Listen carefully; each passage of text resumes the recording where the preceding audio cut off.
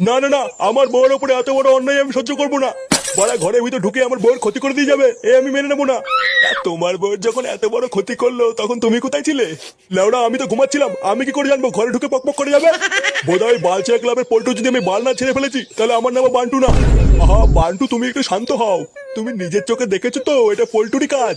হ্যাঁ লেওড়া, আমি নিজের চোখে দেখেছি আমার বউয়ের পাশে শুয়ে রয়েছে। চোরের বাচ্চাটা গাঁজা খেয়ে আমার ঘরে ঢুকে বউয়ের পুঙ্গা মেরে দিয়ে গেছে, আমি লেওড়া ওকে ছাড়বো না। এ কি দাদা, এখানে কি হয়েছে?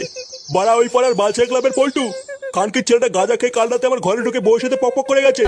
না না, আমরা এর একটা বিহিত চাই। লেওরা আজকে গাঁজা খেয়ে ওর বোর গুষ্টির গার মেরেছে, কিন্তু কালকে যে গাঁজা খেয়ে আমাদের ঘরে ঢুকবে না তার তো কোনো গ্যারান্টি নেই। আমরা লেওরা এর একটা বিহিত চাই, ওই পল্টুর গার মারতেই হবে। শুধু ওই পল্টুকে কারালেই হবে না, এর ভিতরে আমার ছেলেও আছে। লেওরা আজকে সব কটার গার ভাঙবো।